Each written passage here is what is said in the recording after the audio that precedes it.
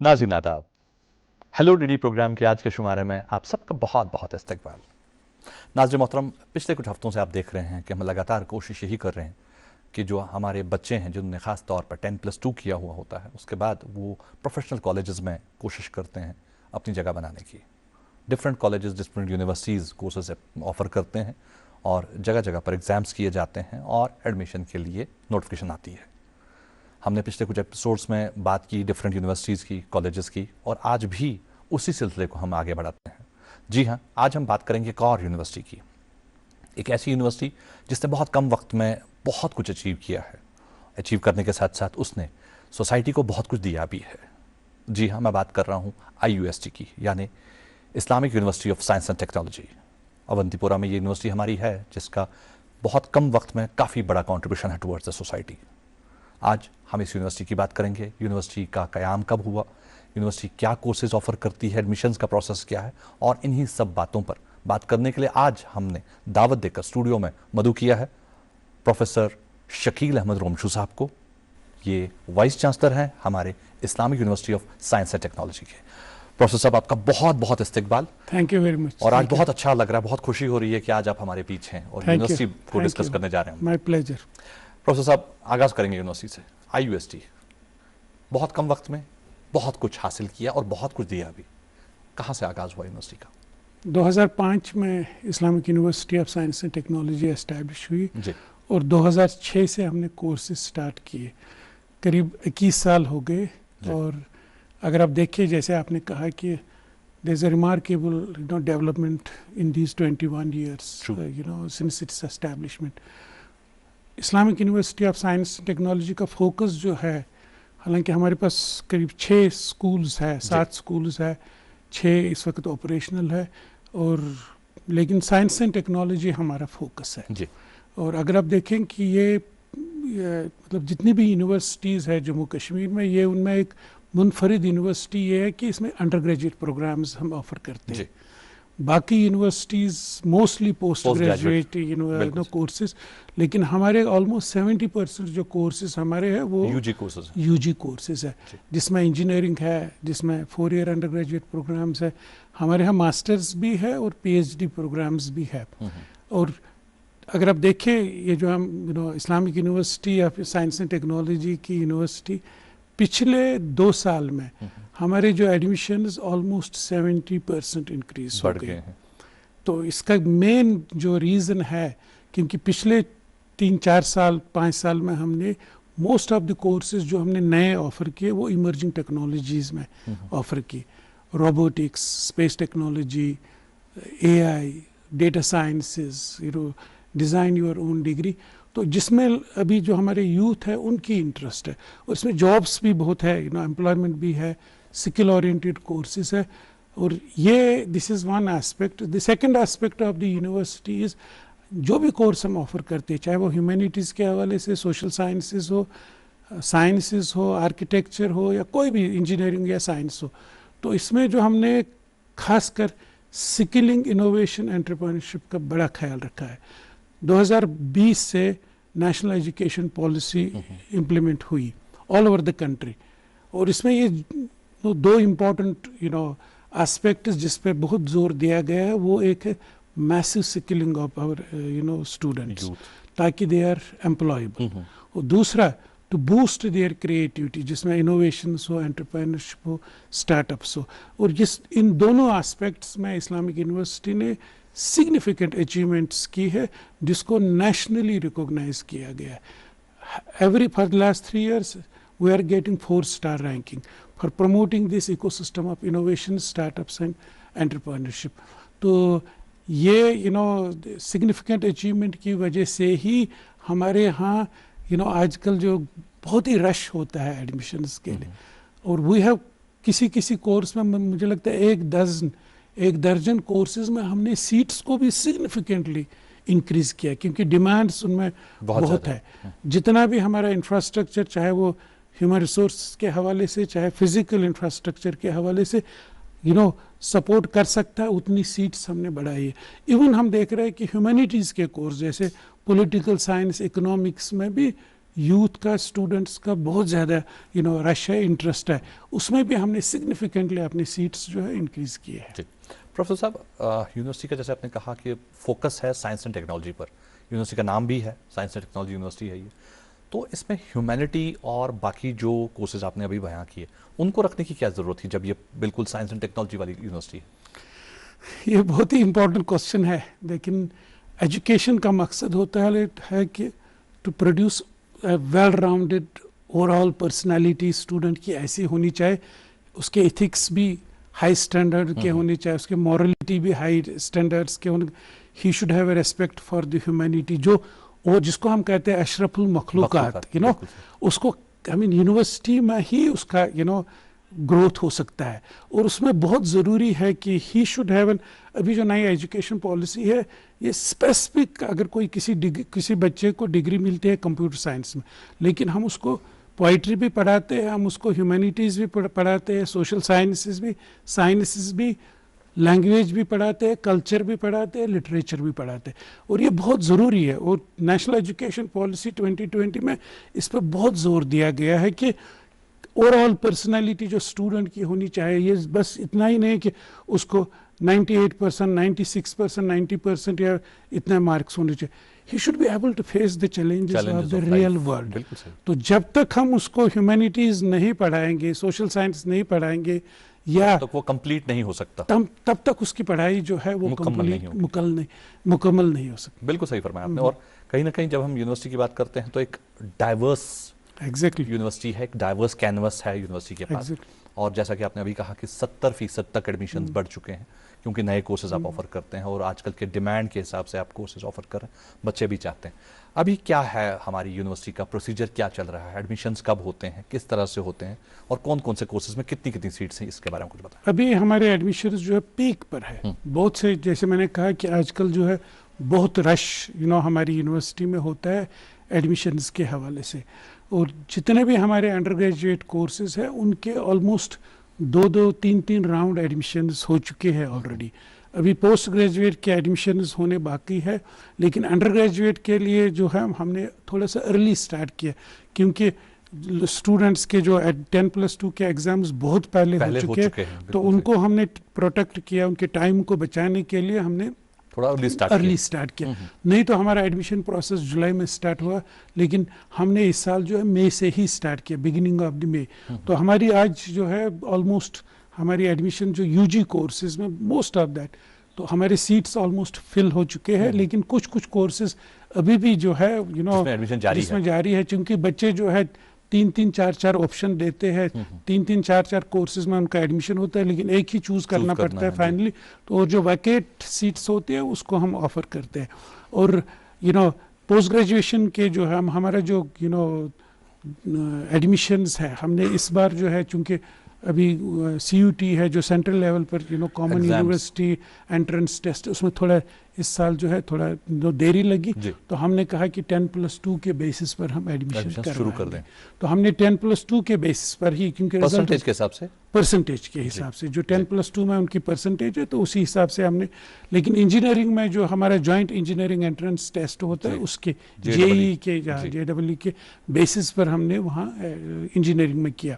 और जो मास्टर्स में है, मास्टर्स में भी हम central common university entrance test, अगर वहाँ कुछ सीटें उससे फिर बची तो उसको हम या तो BSc के या BA के लेवल पर जो मेरिट होगा उस लेवल पर, या अपने एंट्रेंस के हिसाब से करेंगे। तो उसमें जो है, क्योंकि मल्टी डिसिप्लिनरिटी का ज़माना है, और जैसे एक कोर्स के लिए एक आर्ट्स भी कुछ कोर्सेज हमारे यहाँ जहाँ पर BA भी एलिजिबल है, या 10+2 में आर्ट्स के कॉम्बिनेशन से उसने पास किया हो, या साइंस के हवाले से हो या कॉमर्स के हवाले से। जैसे मैं आपको बताऊं, डेटा साइंस एक कोर्स है जो बहुत ही ओपन हमने रखा है, आर्टिफिशियल इंटेलिजेंस, मशीन लर्निंग है। इसी तरह design your own degree programme हमारे यहाँ एक बहुत ही डिफरेंट है, तो NEP 2020 के हवाले से हमने ये स्टार्ट किया पिछले, उसमें भी बहुत ज़्यादा डिमांड्स है स्टूडेंट्स की। बहुत ही खूब, इस पर और भी बात करेंगे प्रोफेसर साहब आपके साथ, लेकिन काफी देर से एक कॉलर हमारे साथ लाइन पर जुड़े हैं। ये कॉल ले लेते हैं पहला आज का प्रोग्राम का। हेलो हेलो हेलो हेलो, अस्सलाम वालेकुम। वालेकुम अस्सलाम। कौन साहब, कहां से बोल रहे हैं? जी मैं गुलाम कादिर कामरान बोल रहा हूँ चाड़वाला से। गुलाम कादिर कामरान साहब, आपका बहुत बहुत इस्तकबाल प्रोग्राम में, सवाल पूछिए। शुक्रिया जी। मेरा सवाल एडमिशन गाइडलाइंस के हवाले से है जी। और ये कि सीयूटी जो अंडर ग्रेजुएट कोर्सेज है ना, उसमें ये कॉमन एंट्रेंस टेस्ट जरूरी है इस यूनिवर्सिटी में एडमिशन के लिए? बहुत बहुत शुक्रिया। और ये इंडस्ट्री रिलेटेड कोर्सेज के बारे में मुझे जानना था कि कौन कौन से कोर्सेज है जो इंडस्ट्री ओरिएंटेड है। बहुत बहुत शुक्रिया कामरान साहब फोन करने के लिए। आप जवाब साहब से सुन लीजिए। प्रोफेसर साहब। बहुत से हमारे कोर्सेज जो है वो link to directly to the industry, not only engineering के कोर्सेज तो हमारे है ही। जैसे मैंने कहा कि हमने एक कोर्स स्टार्ट किया है रोबोटिक्स पर, बीटेक की रोबोटिक्स अंडर ग्रेजुएट प्रोग्राम है, जिसको हम जेई के बेसिस पर एडमिशन होता है। इसी तरह जो हमारे इंजीनियरिंग के जितने भी कोर्स हैं, मैकेनिकल इंजीनियरिंग हो, इलेक्ट्रिक इंजीनियरिंग हो, कंप्यूटर साइंस हो, कंप्यूटर साइंस इंजीनियरिंग हो, या हमारा जो स्पेशल टेक्नोलॉजी है, ये सारे टेक्नोलॉजी रिलेटेड है इंडस्ट्री के साथ इनको। और हमने एक अंडर ग्रेजुएट कोर्स किया है जिसमें 4 year undergraduate course in tourism and hospitality. ये भी जो हमारी इंडस्ट्री है यहाँ पर टूरिज्म, उसमें भी बहुत ज़्यादा डिमांड है बच्चों की। और ये जो कोर्स है खासकर जो हमारा टूरिज्म और हॉस्पिटैलिटी का है, इसको हम कहते हैं अप्रेंटिसशिप बेस्ड कोर्स। 8 सेमिस्टर्स में 4 सेमिस्टर बच्चों को जो है वो इंडस्ट्री में ही स्पेंड करने हैं। तो इसी तरह और भी हमारे, अगर हम देखें कि जो हमारे बीवो कोर्सेज है, मेडिकल लैब टेक्नोलॉजी है, ऑपरेशन थिएटर टेक्नोलॉजी है, या हमारे पास रेडियोग्राफी का रेडियोलॉजी का कोर्स है, नर्सिंग जो हमारा कोर्स है, ये सारे जो है मेरे ख्याल से चाहे वो हेल्थ सेक्टर से हो या चाहे हार्डवेयर इंडस्ट्री से हो या हार्ड इंडस्ट्री से, या डिफरेंट मैन्युफैक्चरिंग के साथ रिलेटेड है। बहुत खूब। और इन्होंने साथ में कामरान साहब ने सवाल पूछा था, क्या सीयूटी ज़रूरी है आईयूएसटी में एडमिशन हासिल करने के लिए या नहीं? जैसे मैंने कहा कि इस साल तो हमने बिल्कुल 10+2 के बेसिस पर ही एडमिशन यहाँ ले लिया। और जो मास्टर्स में हमने कहा है कि सेंट्रल ये जो कॉमन यूनिवर्सिटी एंट्रेंस टेस्ट है उसके बेसिस पर करेंगे। तो लेकिन अगर जो सीटें बाकी रहेंगी उसको हम जो बीएससी या बीए या बीकॉम में जो मार्क्स आए हैं उस बेसिस पर एडमिशन होगा। बहुत ही खूब। हम बात कर रहे थे हमारे यहाँ कोर्सेज की, तो आपने कई सारे कोर्सेज के बारे में बता दिया। आपने बता दिया कि हमारे 6 स्कूल्स हैं जो काम कर रहे हैं, 7वां हमारा तैयार है जो अब बहुत जल्द शुरू हो गए। 7वां कौन सा स्कूल है जिसको हम ये बहुत ही इनोवेटिव कोर्स है। इसको school of computational intelligence, innovation and entrepreneurship. क्योंकि आईयूएसटी का जो अगर आप देखें हमारी कंसिस्टेंटली 4 स्टार रैंकिंग आती है minister of education government of India की तरफ से for promoting an ecosystem of innovations, entrepreneurship and startups. तो इस हवाले से हमने सोचा कि हम एक स्कूल जो है उसको we gave it a name. Last year हमने इसको अप्रूव किया है, इस साल इसको हम शेप दे रहे हैं स्कूल ऑफ कंप्यूटेशनल इंटेलिजेंस। जैसे आजकल आर्टिफिशियल इंटेलिजेंस, मशीन लर्निंग की बात हो रही, और हमारे यहाँ इस्लामिक यूनिवर्सिटी ऑफ साइंस में एक स्ट्रॉन्ग फैकल्टी का ग्रुप है जो आर्टिफिशियल इंटेलिजेंस और मशीन लर्निंग पर काम करते हैं। ऑलमोस्ट हमारे 14 सबस्टेंटिव फैकल्टी मेंबर्स है जिनका expertise artificial intelligence, machine learning and other emerging technology. इसी तरह हमारा entrepreneurship school of business studies है, हमारा इनोवेशन कैंपस है जिसको हम centre for innovation and entrepreneurship development के हवाले से हमारी सेक्शन 8 कंपनी भी है। एंड देन जो स्टार्टअप्स इनोवेशन, एंटरप्रेन्योरशिप एंड, तो इसको इन चीज़ों को बूस्ट करने के लिए हमने एक स्कूल का एस्टैब्लिशमेंट किया है और इस साल से उसको हम ऑपरेट कर रहे हैं। और मकसद है इसका, क्योंकि हमारे यूथ जो है I think it is very important कि बहुत ही कॉम्पिटेंट होते हैं, क्रिएटिव होते हैं, उनकी क्रिएटिविटी को कैसे बूस्ट करेंगे हम। और ये नेशनल बहुत से मिशंस नेशनल लेवल पर भी है जिसमें यूथ को कनेक्ट करने पर बहुत ही जोर दिया गया है। There is funding opportunities available, there is support available. तो उन स्कीम्स को, उन मिशंस को हम कैसे अपने यूथ तक पहुंचाएंगे। तो मुझे लगता है यूनिवर्सिटी इसमें, पहले अगर आप, जब हम स्टूडेंट थे तो इनोवेशन, एंटरप्रेन्योरशिप, स्टार्टअप से तो कोई कॉन्सेप्ट नहीं था। ये तो 2020 से हमें नेशनल एजुकेशन पॉलिसी से मिला और इसमें हर university all over the country जुड़ी हुई है। और मुझे लगता है कोई कुछ यूनिवर्सिटीज़ अच्छा करती है, कुछ थोड़ा कम करती है, लेकिन एवरीबॉडी, क्योंकि दिस इज़ वेरी इंपॉर्टेंट कि हमें सिर्फ जो हमारे स्टूडेंट्स है सिर्फ डिग्री लेके वो नहीं यूनिवर्सिटी से निकलने चाहिए.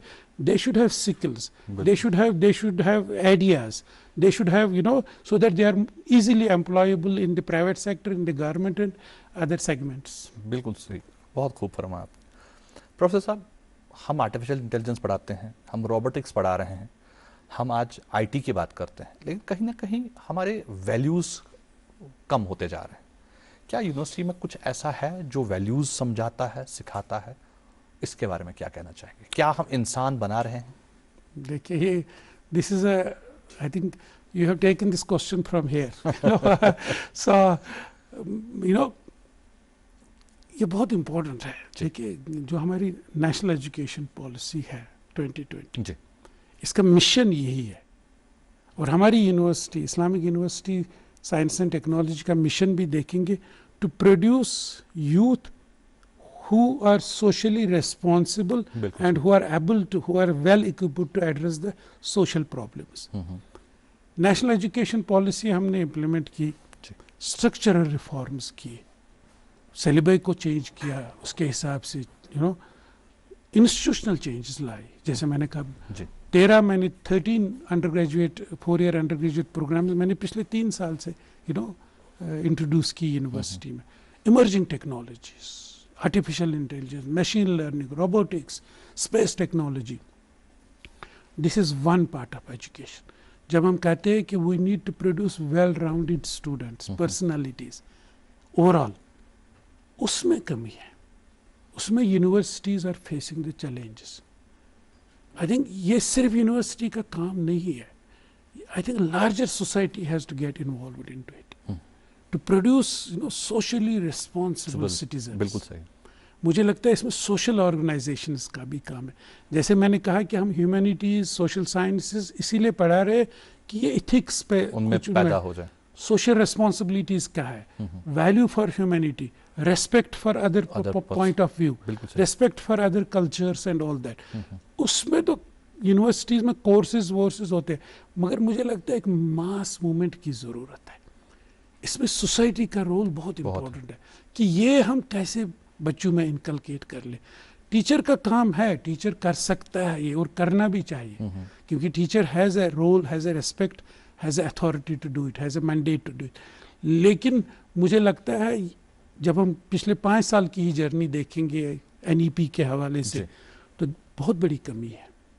और मेरा अपना मानना है कि जब तक सोशल ऑर्गेनाइजेशंस, जब तक रिलीजियस ऑर्गेनाइजेशंस, जब तक कल्चरल ऑर्गेनाइजेशंस इसमें हमारे साथ नहीं जुड़ेंगे, कोई बड़ा बदलाव नहीं आ सकता. we will not be able to deal this aspect of the education. बहुत ही खूब, बहुत ही बढ़िया. आपने कई बार अभी जिक्र किया स्टार्टअप्स का, और बात की आपने कि आप एंटरप्रेन्योरशिप डेवलप करने की कोशिश कर रहे हैं, जिसके लिए आपने कहा कि एक स्कूल भी हम ला रहे हैं. ये स्कूल जो होगा, इसमें अगर इन कोर्सेज, इस कोर्स के लिए, खासकर स्कूल के लिए, एक बच्चे के पास क्या एलिजिबिलिटी होनी चाहिए ताकि वो एक एंटरप्रेन्योर बने, वो एक स्टार्टअप के लिए आगे आए? देखिए, अगर आप देखिए जो हमारे यूथ है, या जब बच्चा पैदा होता है तो वो नेचुरली जो है वो ही इज़ एन क्रिएटिव होता है, आइडियाज़ होते हैं उसके पास. लेकिन स्कूल्स या कॉलेजेस या यूनिवर्सिटीज़ में इसको बूस्ट करने की ज़रूरत है. जी, आई थिंक ये हमारी एजुकेशन सिस्टम का नेगेटिव है कि हम वो ले नहीं पाते हैं, क्रिएटिविटी हम बूस्ट नहीं करते. क्रिएटिव को अगर आप देखें स्कूल से दबाया जाता है उसे. स्कूल से कॉलेजेस, कॉलेजेस से यूनिवर्सिटीज में ये कम होता जाता है, क्योंकि हम उसको बूस्ट नहीं कर. तो ये कोर्स करेक्शन पिछले 3-4 साल से all over the education system में हो रही है. इसीलिए आप देख रहे हैं कि ये these have become buzzwords, innovation, entrepreneurship, startups, all this is buzzword. लेकिन यही भी एक सोल्यूशन है. हमारी चाहे इकोनॉमी के इश्यूज़ है, चाहे हमारी सोशल इश्यूज़ है, चाहे एनवायरमेंटल इश्यूज़ है, जितने भी हमारे सोसाइटल इश्यूज़ है, उनको अगर हमें एड्रेस करना है, उनके सोल्यूशंस में टेक्नोलॉजी की ज़रूरत है, इनोवेशन की ज़रूरत है, क्रिएटिविटी की ज़रूरत. और यूनिवर्सिटीज़ ने वो इकोसिस्टम सेटअप किया है. अगर आप देखिए, हमारे पास एक कैंपस जो है, इनोवेशन कैंपस हम उसको बोलते हैं, करीब 50 कनाल ऑफ लैंड्स पर ज़मीन है. बहुत से इंक्यूबेटर्स वहाँ हमने एस्टेब्लिश किए हैं. तो उसमें सिर्फ स्टूडेंट्स को उनकी क्रिएटिविटी को बूस्ट करने के लिए, उनकी एंटरप्रेन्योरशिप को बूस्ट डेवलप करने के लिए कुछ तो ऐसे ऐसे फैमिलीज से आते हैं, ऐसे सेटअप से आते हैं कि entrepreneurship is inbuilt in them, चाहे वो बिजनेस के फैमिली से आते हैं या अल्लाह ताला ने किसी को वही सलाहियत दी होती। वही सलाहियत, तो उसको कैसे हम और ज़्यादा बढ़ावा उभारे उसको। तो हमारे यहाँ एक इकोसिस्टम है, जैसे मैंने कहा कि हमने 2021 में centre for innovation and entrepreneurship development start किया, एक बिल्डिंग छोटी सी। अभी हमारे पास एक कैंपस है air market for boosting the innovations, entrepreneurship and startups. तो और जैसे मैंने कहा जितने भी हमारे, आप देख लीजिए, जो हमारे एग्रीटेक सेक्टर ले लीजिए, हॉर्टिकल्चर सेक्टर ले लीजिए, या टूरिज्म सेक्टर ले लीजिए, हैंडीक्राफ्ट सेक्टर ले लीजिए, जितने भी इश्यूज है और जितने भी हमारी यहाँ अनएम्प्लॉयमेंट है, मुझे लगता है कि अगर हम यूथ को इसमें इन्वॉल्व करेंगे, सब everybody will be an entrepreneur and they will not only create the jobs for themselves, they will be able to create jobs for the others around them. तो मुझे लगता है ये, I mean this will become the main thrust। and अगर आप देखिए Jammu and Kashmir के government के हवाले से, गवर्नमेंट ऑफ इंडिया के हवाले से इतने मिशंस है, इतने स्कीम्स है कि we need to connect our youth to that, to those schemes। तो थोड़ा सा यूनिवर्सिटीज को इसमें आउट ऑफ बॉक्स सोचना पड़ेगा, कैपेसिटी बिल्डिंग करनी होगी, ट्रेनिंग करनी होगी, and then we will have to trust them and link them, connect them with these schemes, चाहे वो जम्मू कश्मीर के लेवल के हिस्से पर हो या एट द नेशनल लेवल। चूंकि जो हमारे नेशनल एस्पिरेशंस है, वी एस्पायर टू बी विकसित भारत बाय 2047। बिल्कुल सही, ये मेयर स्लोगन नहीं है जी। मतलब we should, I believe personally कि हमें बहुत पहले डेवलप होना चाहिए, जो अल्लाह ताला ने हमें सलाहियत दी है। जब हम डेवलपर कंट्रीज को कंपेयर करते हैं अपनी सलाहियतों के साथ, we have much more better intelligence and cognition। True। लेकिन जैसे आपने कहा वो जो अदर पार्ट है, सिंसियरिटी, एथिक्स, मॉरलिटी, इसको थोड़ा सा पुश करने की ज़रूरत है। और जो मैं कह रहा था, जो नेशनल मिशंस है हमारे विकसित भारत के विजन को अचीव करने के लिए, हमारे पास करीब इस वक्त 36 नेशनल मिशंस है। इस ड्रीम को रियलाइज करने के लिए बहुत से चैलेंजेस है, हेल्थ सेक्टर में चैलेंजेस है, इकोनॉमी में चैलेंजेस है, बहुत से सेक्टर, लेकिन ये ड्रीम तभी पूरा होगा, ये ख्वाब पूरा तभी होगा जब हम हमारे यूथ को एंटरप्रेन्योरशिप, इनोवेशन, स्टार्टअप्स की तरफ मौका दें। बहुत तो ये और ये सारे मिशन जो है, चाहे आप सेमीकंडक्टर मिशन ले लीजिए, क्वांटम मिशन ले लीजिए, एआई मिशन ले लीजिए, इतने मिशंस है कि हेल्थ के हवाले से इतने जो चैलेंजेस है, इसको कैसे एड्रेस करेंगे। तो मुझे लगता है हमें 21 साल का टाइम है अभी 2047 में, एंड जो यूथ आज हमारे स्कूल्स में है, हमारे ये ख्वाब जो है इसको यही पूरा करके देंगे इंशाल्लाह, हमें पूरी उम्मीद है। इस पर और भी बात करेंगे। यहाँ फिलहाल एक और कॉलर हमारे साथ जुड़े, आइए लेते हैं कॉल। हेलो हेलो हेलो, अस्सलाम वालेकुम। वालेकुम अस्सलाम। कौन साहब, कहाँ से बोल रहे हैं? मैं हसन बात कर रहा हूँ श्रीनगर से। जी हसन साहब, सवाल पूछें। सर मेरा क्वेश्चन ये था सर से, क्या Islamic studies part time PhD available है IUST में? और इसके साथ साथ मेरा क्वेश्चन ये था, मैंने MA Islamic studies online mode में जामिया हमदर्द से किया है, तो क्या अगर अवेलेबल है तो मैं इसके लिए एलिजिबल हूँ? बहुत बहुत शुक्रिया हसन साहब सवाल पूछने के लिए। जवाब आप सुन लीजिए प्रोफेसर साहब से। जी sir. Thank you very much. हमारे यहाँ जो है school of humanities and social sciences है, और उसमें अरबिक, डिपार्टमेंट ऑफ अरबिक है, डिपार्टमेंट ऑफ इस्लामिक स्टडीज़ भी है, और जहाँ पर undergraduate 4 year undergraduate course भी होता है, मास्टर्स कोर्स भी होता है, PhD भी होता है। और उसमें जो जितने भी हमारे डिस्टेंस मोड से किसी ने किया, चाहे वो इग्नो से किया हो या चाहे जामिया हमदर्द से किया या किसी भी रिकॉग्नाइज्ड यूनिवर्सिटी से किया हो, रिकॉग्नाइज्ड मीन्स UGC रिकॉग्नाइज्ड, तो वो एलिजिबल है हमारे PhD प्रोग्राम में। और हमारा PhD प्रोग्राम मेनली ये फुल टाइम होता है, ये पार्ट टाइम नहीं होता है, ये ऑनलाइन नहीं होता है। उसका एडमिशन हर साल 2 बार होता है। अभी रिसेंटली एक एडमिशन हुआ और एक दूसरे एडमिशन की तैयारी हो रही है। बहुत बहुत शुक्रिया। प्रोफेसर साहब, हम बात कर रहे थे इनोवेशन, स्टार्टअप और एंटरप्रेन्योरशिप की। किन बच्चों को मौका मिलेगा इस स्कूल में आने का? क्या एजुकेशन होनी चाहिए, उनकी एलिजिबिलिटी क्या होगी, इसके बारे में कुछ बताएं। देखिए, ऑलरेडी हमने कोर्सेज स्टार्ट किए हैं, जैसे हमारा आर्टिफिशियल इंटेलिजेंस है, मशीन लर्निंग है, डेटा साइंस है, स्पेस टेक्नोलॉजी है, रोबोटिक्स है, कंप्यूटर साइंस इंजीनियरिंग है, या जो हमने इवन जो हमने bachelor of 4 year undergraduate programme in tourism and hospitality sector है, ये सारे इनमें आप अगर देखेंगे हमारे हर कोर्स में, इवन इस्लामिक स्टडीज़ में हम कहते हैं कि यू शुड हैव जितने भी हमारे इस्लामिक स्कॉलर बनेंगे, अगर उनके पास इमर्जिंग टेक्नोलॉजी का नॉलेज हो, अगर उनको आर्टिफिशियल इंटेलिजेंस यूज़ करना उनके लिए आसान होगा, तो it will be very easy, they will be able to contribute much better. बिल्कुल सही। तो लेकिन अनफॉर्चुनेटली हमारी भी कुछ लिमिटेशंस है, जैसे आर्टिफिशियल इंटेलिजेंस में हमारे पास 30 सीटें थी, हमने उसको बढ़ा के 50 तक कर रहे हैं, लेकिन दैट इज़ अ लिमिटेशन हमारी लेकिन जो हमारी डिमांड है करीब 1000 students have applied for this. इसी तरह ये जो नए नए कोर्सेज है जहाँ पर वही मैं कह रहा हूँ कि there is a need for other universities to come up with such come courses, forward and come up with these and be able to accommodate as many people as possible. इसी तरह जैसे हमारे यहाँ पर एक बहुत बड़ा important sector of economy जो है हमारा हॉर्टिकल्चर है।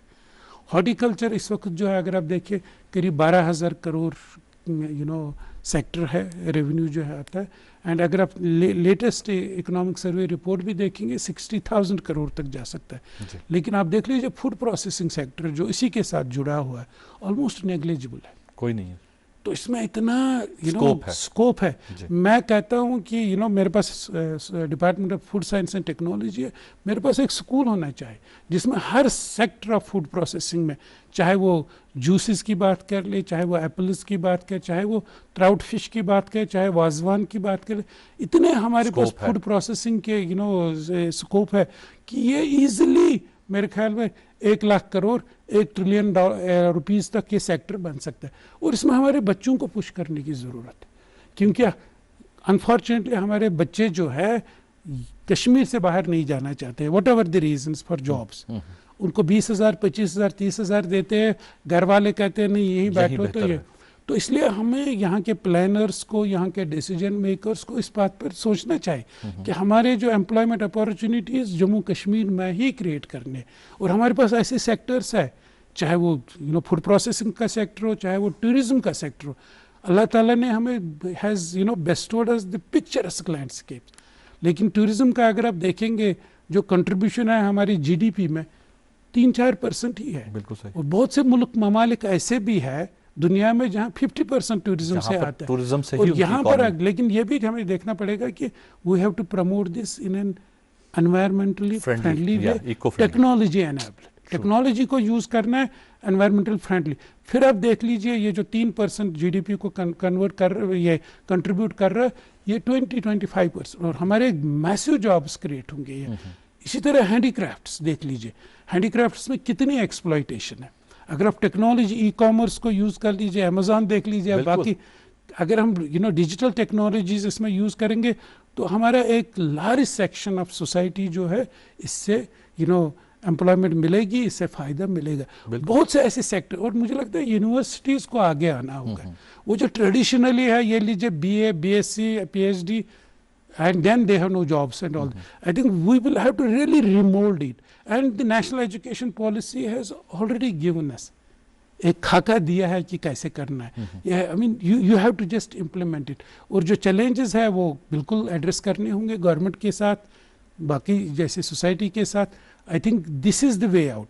और अगर हम मतलब अनफॉर्चुनेटली हमारे यहाँ जैसे अनएम्प्लॉयमेंट रेट बहुत हाई है, तो उसकी वजह यही है कि हमारे यहाँ ज़्यादा इंडस्ट्री के अपॉर्चुनिटीज़ नहीं है। लेकिन जो सेक्टर्स जिनकी मैंने अभी बात की है जो अनटच्ड हैं, बिल्कुल this is environmental friendly, this is locally available, and you have a huge market the India. So that is something we need to really focus on and concentrate on. बहुत खूब।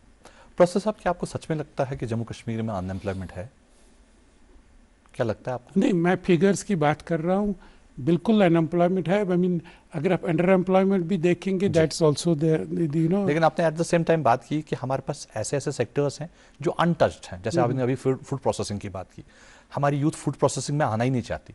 यहाँ कहीं ना कहीं यूथ की जो है वो कन्वेंशनल सोच है कि सरकारी नौकरी लगेगी, बेशक क्लास 4 ही लग जाए, लेकिन सरकारी होनी चाहिए। मैं खुद एक एंटरप्रेन्योर नहीं बनूंगा, मैं एक स्टार्टअप नहीं लगा सकता, मेरे पास इनोवेशन नहीं है, तो आपको नहीं लगता वहां पर हम कहीं लैग कर रहे हैं? ये बात सही है कि ट्रेडिशनली जो कल्चरली हम यहाँ एम्प्लॉयमेंट है government employment, that I agree, और वो पॉसिबल भी नहीं है। तो आप देख लीजिए मतलब जैसे मैंने कहा कि जॉब्स कैसे क्रिएट करेंगे, जॉब्स क्रिएट करना है। हमारे पास सेक्टर है, फूड प्रोसेसिंग का सेक्टर है, हमारे पास टूरिज्म का सेक्टर, हॉर्टिकल्चर है, फ्लोरिकल्चर है। It is not necessary to have government jobs. अगर मैं खुद एक एंटरप्रेन्योर हूँ, and if I am able to earn 2 lakh 3 lakh 1 lakh rupaya in a month, why I will go for a job of 30,000, 40,000, 50,000? No, ये तो all over the country, ये यहाँ ही नहीं है, all over the country, all over the world ये change हो रहा है। आप देख लीजिए प्राइवेट सेक्टर में कितने जॉब्स है मेट्रोपॉलिटन सिटी में या ग्लोबल लेवल पर, और हमारे यूथ यहाँ से जाते हैं वो जॉब्स लेने के लिए क्योंकि दे आर वेरी ल्यूक्रेटिव।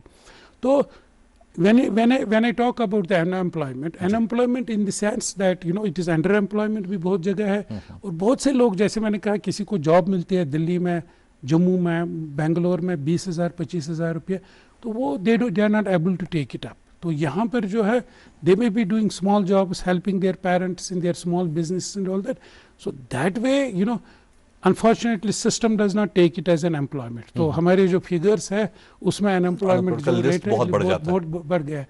लेकिन मुझे लगता है एक मैसिव अवेयरनेस की जरूरत है, एंड देन ये नहीं है कि हमारे यूथ जो है they are not ready to take up this jobs. I think you need to facilitate that. मेरे पास अगर ऐसा एक सिस्टम होना चाहिए कि मेरा यूथ जो है बिल्कुल उसको विद मिनिमम एफर्ट्स उसको ये एक आइडिया मिलना चाहे कि मैं कहाँ पर इन्वेस्ट कर लूँ, और ये इन्वेस्ट जो है कहाँ से आएगा। जैसे मैंने कहा गवर्नमेंट के लेवल पर कहाँ बहुत से ऐसे स्कीम्स है, कौन सा फाइनेंशियल इंस्ट्रूमेंट मुझे यूज करना है, किस bank, and it has to be very smooth and it has to be facilitative.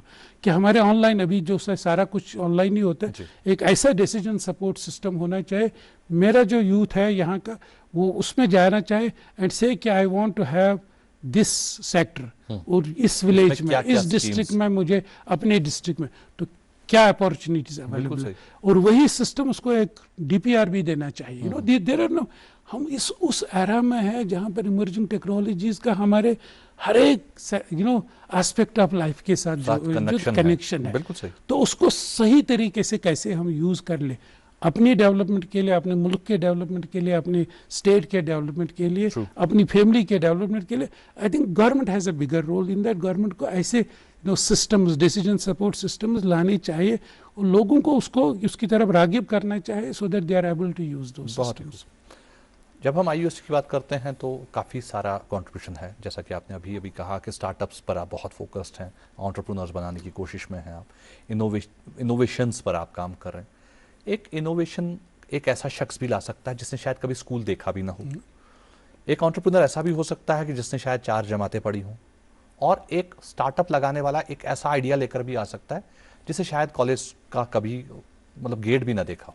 ऐसे लोगों के लिए, ऐसे यूथ के लिए क्या देती है यूनिवर्सिटी, क्या ऑफर कर रहे हैं आप? बिल्कुल, जो हमारा इकोसिस्टम ऑफ इनोवेशन एंटरप्रेन्योरशिप है, ये बहुत ही it has grown over the last few years significantly. जब मैं IUST का वाइस चांसलर बना, मैंने 2 करोड़ रुपये इन्वेस्ट किए इस इकोसिस्टम में। इस वक्त मेरे पास करीब 16-17 करोड़ रुपया जो है वो है, and this is for the people to avail. ये नहीं है कि, और इसमें जब हर साल के हर वक्त मेरे यहाँ यूनिवर्सिटी में कोई भी अप्लाई कर सकता है with an idea. There is no requirement for qualification. जैसे आपने कहा, एक जो है जो फॉर्मली एजुकेटेड नहीं हो, बिल्कुल, लेकिन उसके पास भी आइडियाज होते हैं, और बहुत से लोगों के साथ मैंने इंटरेक्ट किया जिनकी कोई फॉर्मल एजुकेशन नहीं है, but they have very good ideas. तो उसको कैसे हम आइडिएट करने दे, उसको कैसे सपोर्ट कर ले in terms of finances, in terms of providing access to the spaces to ideate it, to innovate it. तो बिल्कुल हमारी यूनिवर्सिटी में, और ये गवर्नमेंट ऑफ इंडिया की स्कीम्स हैं जो हमारे पास है। मेरी यूनिवर्सिटी में you will be surprised, pleasantly surprised to know कि मैं 50 लाख तक, अगर किसी के पास आइडिया है, उसके पास प्रूफ ऑफ कॉन्सेप्ट है, उसके पास ये वहाँ तक पहुँच गया है और उसको कमर्शलाइज करना है, उसको मार्केट को लेना है, मैं उसको 50 लाख रुपये तक सपोर्ट दे सकता हूँ। And he does not need to have any qualification except that उसका जो आइडिया है that should be actionable, that should be implementable, that should be ready to translate from a proof of concept to a commercial product. तो इसमें कोई किसी education की ज़रूरत नहीं है और ये राउंड द ईयर चलता है। आज भी कोई भी किसी के पास अगर कोई आइडिया हो, मेरे पास सेक्शन 8 कंपनी है जिसको हम centre for innovation and entrepreneurship development के नाम से जानते हैं, वहाँ पर उसको अप्लाई करना है any time and there is a committee that looks into that. If they find there is a potential for it to go to the commercial and market, we can give up to 50 lakh। लेकिन अगर उसको idea ठीक करना है, किसी के जहन में आइडिया है, उसको शेप अप करना है, उसको कुछ टूल्स की जरूरत है, तो उसमें भी हम 2 लाख 3 लाख 10 लाख रुपए तक दे सकते हैं, depending upon his requirement and all that. या यस प्रोफेसर साहब, जैसा आपने कहा कि जो आइडिया कोई किसी के जहन में है वो उसको लेकर आ सकता है, आपको कैसे अप्लाई करना है इस स्कूल ऑफ थॉट्स में? जैसे मैंने कहा कि एक तो एडवर्टाइजमेंट होती है, but we have done away with that. Any time he can write to the directorate at IUST with this idea कि मेरे पास एक कॉन्सेप्ट है, this is the he can give some idea about it, 1 page में 2 page में, and just submit it to us. There is a committee that looks into it. वो committee देखती है, हाँ ये आइडिया है, नॉवल आइडिया है, न्यू आइडिया है, इनोवेशन है, तो फिर हम उसको बुलाते हैं कि आप प्रेजेंटेशन एक दे दीजिए।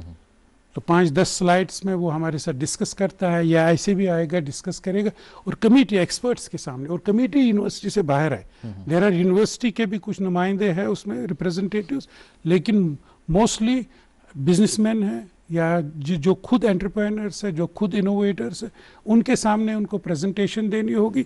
एंड इफ दे एग्री किस लेवल का सपोर्ट उसको चाहिए, उसको 2 लाख चाहिए या उसको 50 लाख चाहिए, या इन बिटवीन जो भी चाहिए, तो that depends upon the idea. एक यूथ जिसके पास एक बहुत शानदार सा आइडिया है और वो आपके यूनिवर्सिटी लेकर आता है, क्या गारंटी है उसको कि उसका आइडिया चुराया नहीं जाएगा? एग्जैक्टली।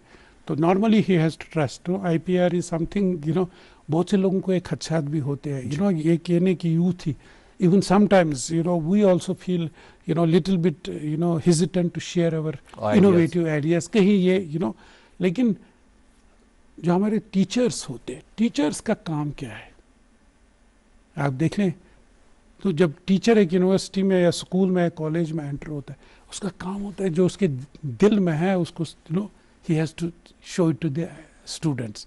उसको अगर छोटी थोड़ी सी नॉलेज ही हो वही उसको शेयर करना है। तो normally he has to trust. अगर यूनिवर्सिटी में इंटेलेक्चुअल प्रॉपर्टी की प्रोटेक्ट नहीं करेंगे हम, तो फिर कौन करेगा इनको, दैट्स। लेकिन लोगों के खदशात है, तो नॉर्मली जो उसके आइडियाज है उस कमेटी के साथ उसको शेयर करने होते हैं। तो लेकिन definitely this is given that इसमें प्रोटेक्शन होगी उस आइडिया की, लेकिन ये हम कैसे उसको बावर करेंगे, कैसे उसको जहन नशीन करेंगे कि भाई आपके जो इंटेलेक्चुअल आइडियाज़ है वो बिल्कुल प्रोटेक्टेड है। और नॉर्मली ऐसा होता है, लेकिन I mean there could be some instances of dishonesty in protecting the intellectual, but universities में मेरे ख्याल से नहीं होता। प्रोफेसर साहब, जैसे हमारे बहुत सारी चीज़ों में हम अगर कोई कहानी लिखते हैं तो हम उसको कोर्ट में जाके दर्ज करवा देते हैं, एक प्रोसेस है जिसको हम अपना, जिसमें हमारे राइट्स बन जाते हैं कि ये मेरा है। क्या आइडियाज़ को लेकर ऐसा कोई कानून है यूनिवर्सिटी में जहां पर वो किया जा सकता है? ये देयर इज इसको हम IPR कहते हैं, इंटेलेक्चुअल प्रॉपर्टी राइट्स। अगर आपने कोई रेसिपी भी बनाई घर में, it is different than the normal, so you can register it, जिसको आपको या अगर आपने कुछ लिखा, कॉपीराइट आपका हो गया, तो न्यूज़पेपर में भी आपने कुछ छापा, अगर आप न्यूज़पेपर वाले को कॉपीराइट नहीं देते, you can keep it with self. इसी तरह ideas could be also protected. Intellectual property rights है हमारी यूनिवर्सिटी में, IPR पॉलिसी है, हर एक यूनिवर्सिटी की होगी आई एम श्योर, लेकिन हमारे यूनिवर्सिटी में एक इवॉल्व्ड इंटेलेक्चुअल प्रॉपर्टी राइट्स की पॉलिसी है। जब आप आते हैं हमारे, हम तो हेल्प भी करते हैं, हमारे पास जो फंड्स है, अगर किसी को इंटेलेक्चुअल प्रॉपर्टी राइट्स को फाइल करना होगा, पेटेंट फाइल करना होगा, तो उसमें हम बहुत से लोगों का हेल्प करते हैं और you know we exempt them from the payment of the fee also, because we have these funds provided by the funding agencies like Department of Science and Technology या Department of Internal Trade, Industry and Internal Trade, Government of India. ऐसे कुछ हमारे पास you know ऐसे बहुत से organisations है जो हमें सपोर्ट करते हैं कि आप यू नो यूथ को या जो भी कोई अपने you know intellectual property rights को प्रिजर्व करना, प्रोटेक्ट करना चाहे, वी हेल्प देम देयर। तो अगर आप देखें हमारी यूनिवर्सिटी में बहुत से लोग ऐसे आते हैं आए दिन, day in and day out, और हमारे अपने जो स्टूडेंट्स हैं आज तक जो है IUST रिसेंटली रीच टू 113 हमारे पास पेटेंट्स है। तो एंड दिस इज, जब मैं इस यूनिवर्सिटी में 2021 में आया तो हमारे पास 15 पेटेंट्स थे। तो पिछले 5 साल में हमने 100 के करीब पेटेंट्स किए, और मुझे लगता है ये जो आगे जो जर्नी है you know it will have an exponential growth, क्योंकि बहुत से लोग अब इस इकोसिस्टम के साथ जुड़ गए हैं। आई एम श्योर कि नेक्स्ट 1 साल या 2 साल में ही हम 200 यू नो पेटेंट्स तक पहुंच जाएंगे इंशाल्लाह। हमें भी पूरी उम्मीद है। ये जो पेटेंट्स की बात आपने की, तो किस सेक्टर में ज़्यादा पेटेंट्स हमारे पास हैं? देखिए ये all over the you know mostly you know related to sectors like you know हमारे पास कुछ पेटेंट्स है how to identify the real pashmina. Okay. इसी तरह मेडिकल यू नो साइंसेस के हवाले से भी हमारे पेटेंट्स है। इसी तरह हमारे पेटेंट्स है यू नो एग्रीकल्चर सेक्टर के हवाले से भी हमारे बहुत से पेटेंट्स है।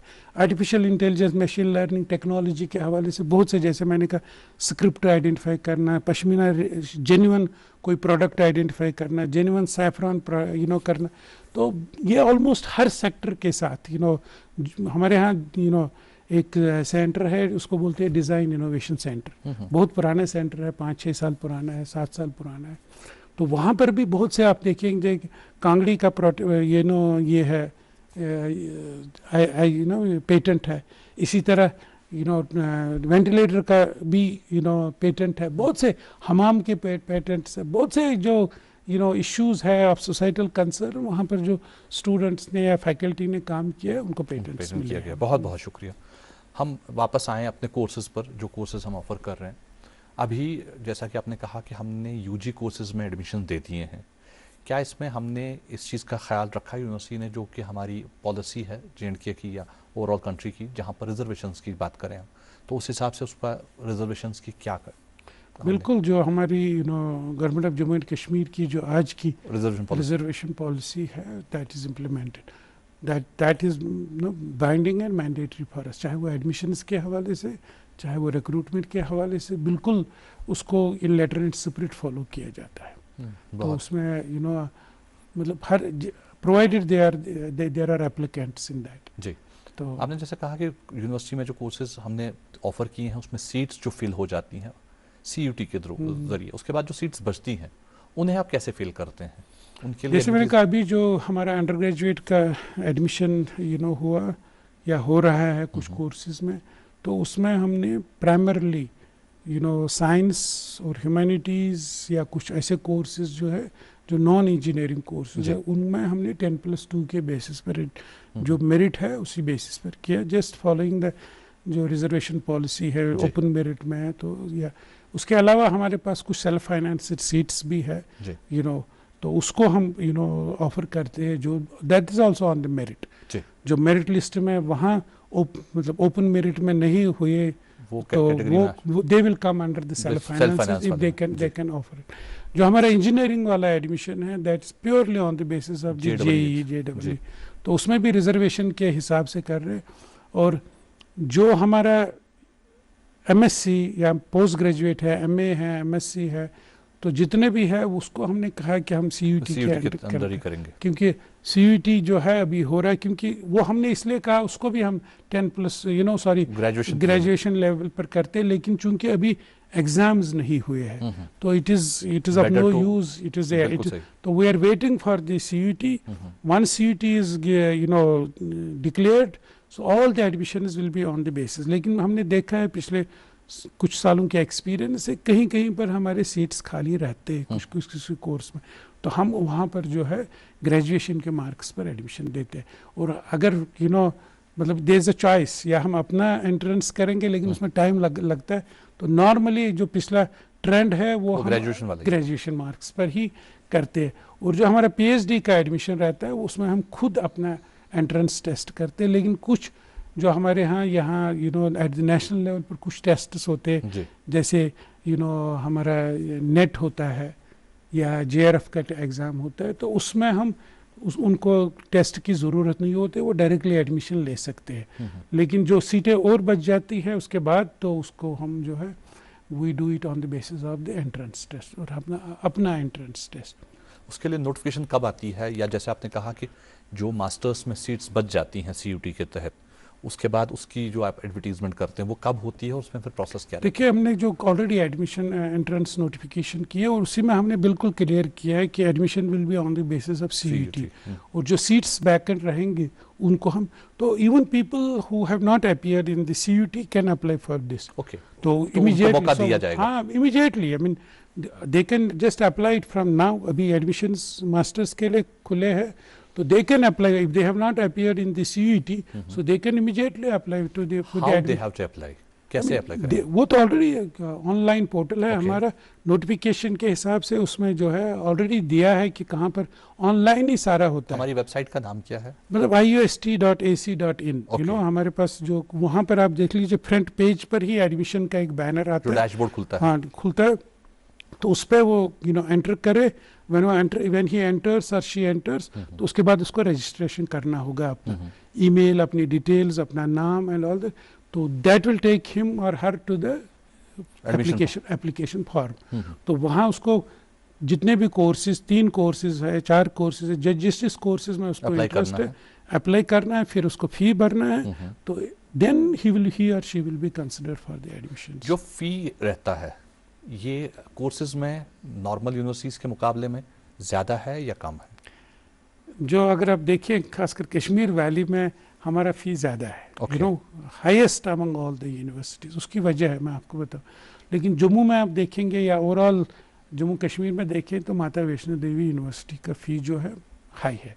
जैसे हमारा, मैं आपको बताऊँ, हमारा इंजीनियरिंग का जो फ़ी है करीब 33,000 पर सेमेस्टर है जी, और 2 सेमेस्टर्स का जो है 66,000 बन जाता है। तो माता वैष्णो देवी उसी कोर्स के लिए 2 लाख से ज़्यादा लेती है फ़ी, लेकिन इसी तरह हमारा जो ह्यूमैनिटीज़ वाले कोर्सेज है, साइंस वाले कोर्सेज है, ऑन एन एवरेज हमारा 20-25 हज़ार रुपया, 15,000 से 25,000 सेमेस्टर का फ़ी है, जो कि हमारे बाकी यूनिवर्सिटीज़ के मुकाबले में ज़्यादा है। देयर इज़ नो, तो उसकी वजह ख़ास ये है कि हमारी जो जो ग्रांट इन एड आता है government of Jammu and Kashmir से, तो वो कंपेयर टू अदर यूनिवर्सिटीज कम होता है, तो इसलिए टू मीट द शॉर्टफॉल, तो इसलिए हमारे पास कोई चारा ही नहीं है। We offer the best despite the high फी।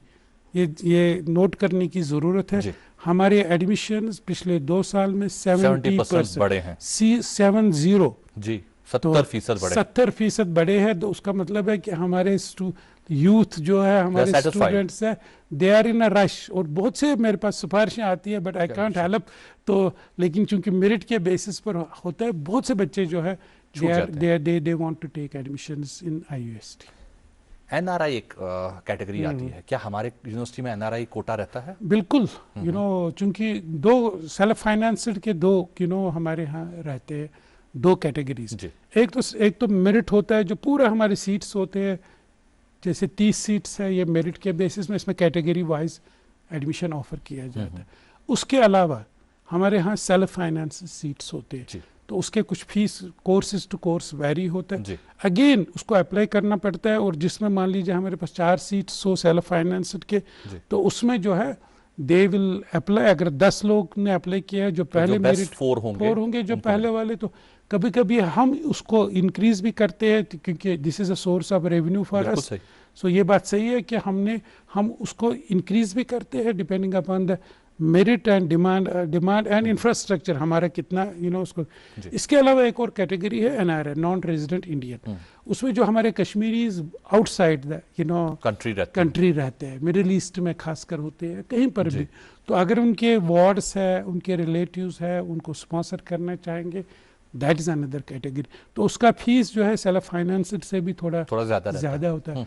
लेकिन मैं आपको बताऊं, जैसे मैं आपको जो हमारा एनआरआई का या सेल्फ फाइनेंस्ड का जो हमारा फीस स्ट्रक्चर है, 2 लाख रुपया है कंप्यूटर साइंस इंजीनियरिंग में, और हमारे यहाँ से ही एक बच्चा जो है बेंगलोर जाता है 25 लाख रुपया 20 लाख रुपया उसी कोर्स के लिए देता है।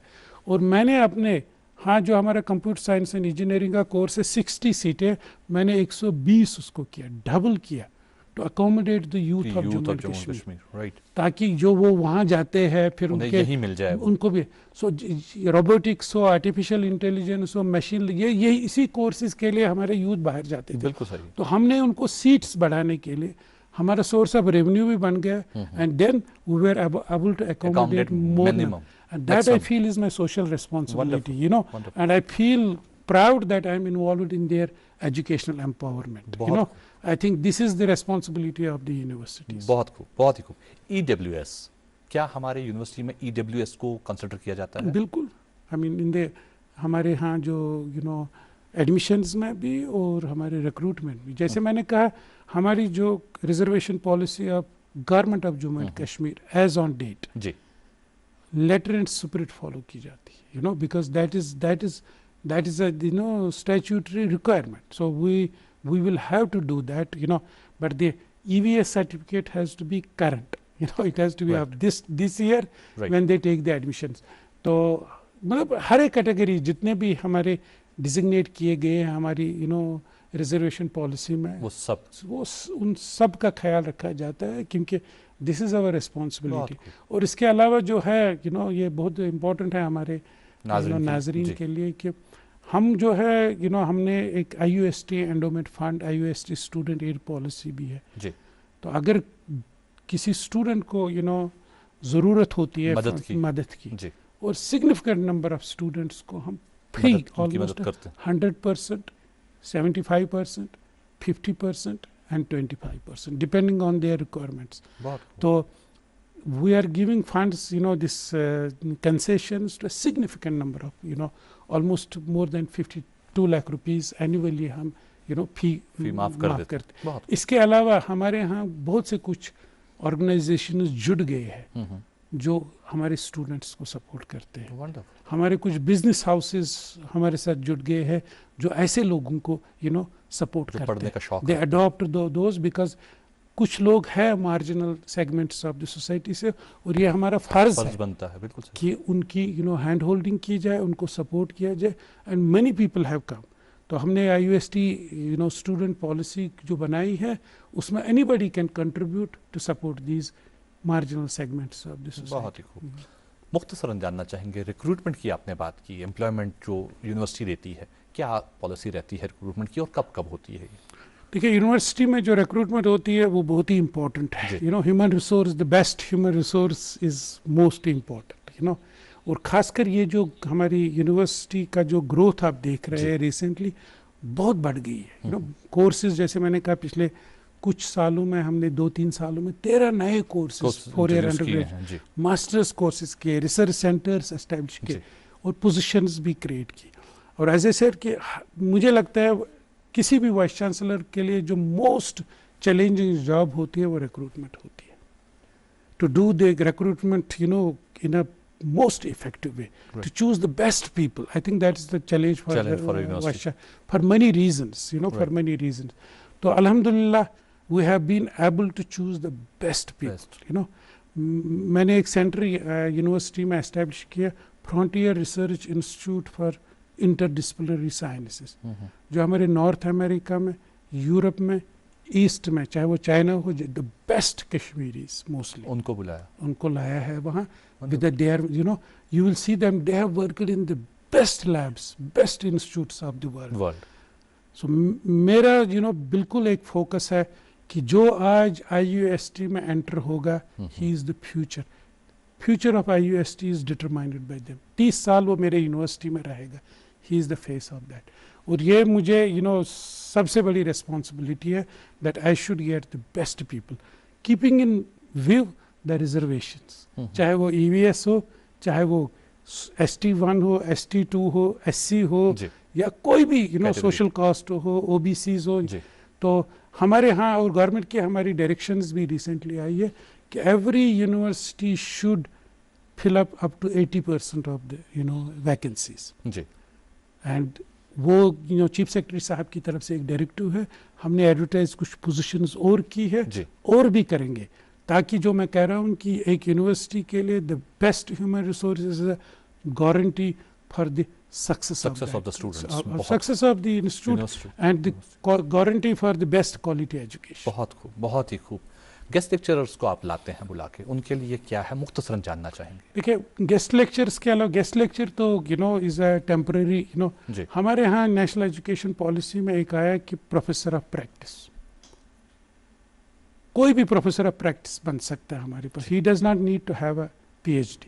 हमारे जो नॉर्मल तरीके हैं प्रोफेसर के, वो MSc होना चाहे, फिर नेट होना चाहे या PhD होना चाहे, लेकिन नेशनल एजुकेशन पॉलिसी ने हमें कहा कि आप एक IAS ऑफिसर को भी ला सकते, even if he is BA, कि उसने जो सीखा है, जो उसकी 30 साल की जो प्रैक्टिस की जो एक्सपीरियंस है। तो हमारे यहाँ हमने कुछ बेस्ट प्रोफेसर ऑफ प्रैक्टिस लाए। ADB में एक we had a director level position, एक उसको वहाँ लाया। इसी तरह बहुत से लोगों को लाया हमने प्रोफेसर ऑफ प्रैक्टिस, जो they have added new dimension to it. I established a centre for good governance and policy analysis. तो उसमें एक एक एडमिनिस्ट्रेटर की, पब्लिक सर्वेंट की ही ज़रूरत है।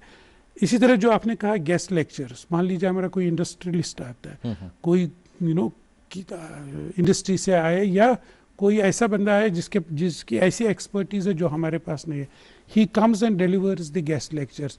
और ये जो गेस्ट लेक्चर्स है, इसमें हम कुछ रिन्यूमरेशन देते हैं, इसमें कुछ एडजंक्ट प्रोफेसर्स को भी हमने वहाँ ये किया है। तो they come and they we honourably honour their services. तो एक टोकन ऑफ एप्रिसिएशन की, दो दैट्स वेरी स्मॉल, 3,000 रुपया पर लेक्चर या 5,000 रुपया 2 लेक्चर या something, but we get benefited from their vast experiences and knowledge. बहुत ही खूब, बहुत खूब, बहुत बहुत शुक्रिया। आखिर पर कोई मैसेज देना चाहेंगे स्टूडेंट्स के लिए? बिल्कुल, IU Islamic University of Science and Technology has emerged as one of the vibrant universities in Jammu and Kashmir, and I will say nationally also. People at national level are taking note of the growth of this university. और मुझे parent से खासकर request है, जब वो अपने बच्चे के फ्यूचर के एजुकेशन के बारे में प्लान करते हैं, सोचते हैं, तो IUST की तरफ भी देख लीजिए। IUST की वेबसाइट देख लीजिए कि कौन कौन से कोर्सेज है और कौन कौन से टीचर्स हैं वहाँ, किन किन कहाँ से। ये बहुत ज़रूरी है। जब मैं अपने बच्चे को किसी इंस्टीट्यूट में भेजूँ, तो ये भी मैं देखूँ कि वहाँ के टीचर्स कौन है, कहाँ किस बैकग्राउंड से आए हैं। तो IUST should be as one of the choices when they make choices कि किस इंस्टीट्यूट में मुझे एडमिशन लेना है। और ये उससे फ़ायदा मिलेगा, उनको भी फ़ायदा मिलेगा। और IUST इतनी ग्रो हुई है पिछले कुछ सालों में, हमारे इस वक्त 5 कैंपसेस हैं माशाअल्लाह। मतलब एक जो IUST का एक छोटा सा कैंपस का एक कंसेप्ट है। हमारा श्रीनगर में कैंपस है, बेमिना में, हमारा लारमू में कैंपस है। IUST is a university which owns a mountain, जो वस्तुरवन माउंटेन है इसके एम्स के साइड में, दैट्स आवर कैंपस। बहुत बहुत तो शुक्रिया। बहुत ही फास्ट ग्रोइंग यूनिवर्सिटी। बहुत बहुत शुक्रिया आपका, बहुत बहुत शुक्रिया। एक बार फिर आपको बहुत बहुत मुबारक यूनिवर्सिटी की इतनी सारी अचीवमेंट्स के लिए, और द ग्रोथ यूनिवर्सिटी ने पिछले कुछ सालों में दिखाई, उसके लिए आपको बहुत बहुत थैंक यू वेरी मच। आज आप आए उसके लिए बहुत बहुत शुक्रिया। Thank you. तो नाज़रीन मोहतरम, ये थे हमारे आज के मेहमान। जी हाँ, professor Shakeel Ahmad Romshoo, vice chancellor IUST Awantipora. उम्मीद करते हैं कि आज की ये गुफ्तगू आपने पसंद फरमाई होगी और बहुत सारे सवालों के जवाब आपको मिल गए होंगे। इंशाल्लाह इसी प्रोग्राम के अगले शुमारे में होगी मुलाकात। जब तक के लिए दीजिए इसी अपनेपन के साथ इजाज़त कि आप अपना ख्याल ढेर रखेंगे, खुश रहेंगे और हर तरफ खुशहाली फैलाने की कोशिश करेंगे। अल्लाह हाफ़िज़ नासिर।